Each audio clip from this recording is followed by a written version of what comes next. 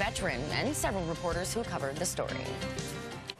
All right, thanks, Joelle. Changing the way you eat can be challenging. Andrea Holwegner is a registered nutritionist and is here to tell us how to reduce sugar in our diet without giving up our favorites. Good morning. You bet. I'm the chocoholic dietitian, so it's all got to be about how do we make sure that we have enough of these soulful foods we all love. Yes, and before we get into it, we're not talking about those swap it out sort of switches because that's not going to satisfy you. So we are sticking with the same stuff that we love. Yeah, I could have done a segment on like how to eat more fruit if you're craving something sweet, but at the end of the day, we all know that probably isn't going to be effective most of the time. No. Okay, so let's start with the science of sugar. What exactly are we eating and how is our body processing it?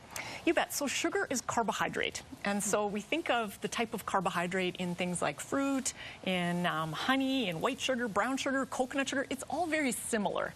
It looks like single and double beads of sugar, sort of like a chain of pearls, each one of those pearl beads being sugar. And what we know is that, again, we don't have to be obsessive and crazy about trying to eliminate sugar in our diet.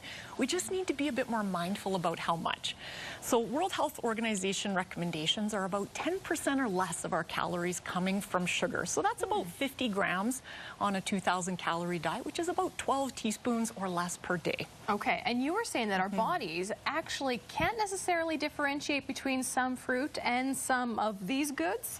You bet. So if your kid comes home from school one day and says, "Hey, Mom, I'm just going to have Coke for breakfast because it's the same as my orange juice or my banana," technically they wouldn't be incorrect because the type of carbohydrate is actually very similar. But of course, we all know the difference is nutritional density. So vitamins, minerals, fiber.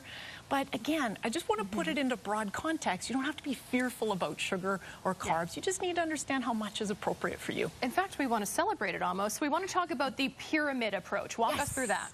So when we're talking about whatever sweet and savory types of foods you love, we call them soulful foods in our office. Things we choose purely for taste. They have nothing to do with nutrition. What I encourage people to think about is make a pyramid.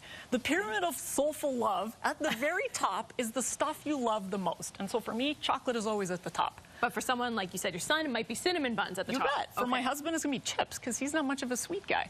So get really intentional and clear about what are the top soulful foods. And then at the bottom of the pyramid are the take it or leave it. Like candy for me, it's not my thing.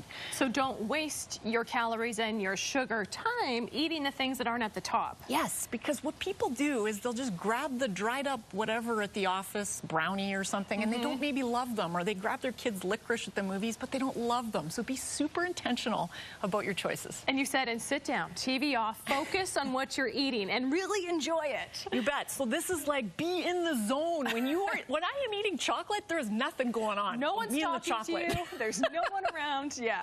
Be very, very mindful in your approach to eating your favorite foods because when we do, less is always more. It's true. Okay, and then when it comes to portioning, there are some tricks you can do that some people will make it a little bit easier because if you know what's in the cupboard, you're going to eat it and you're just going to keep grabbing handfuls or pieces of whatever it is, right? You bet. So I'd say ask yourself, are you someone that does better having like a large portion less often? Because if you had this stuff in the house, like you would just be eating it all the time. All the time.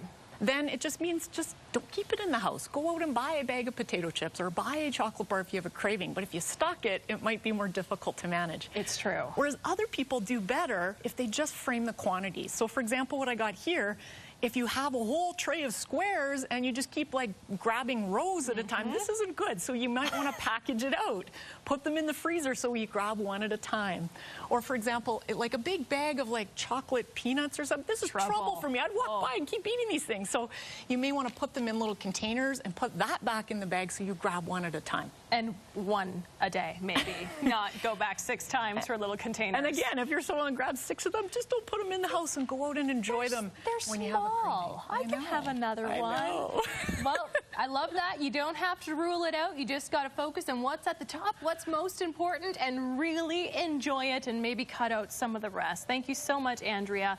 And you can head to the website there, and that is healthstandnutrition.com. Thank you for having me.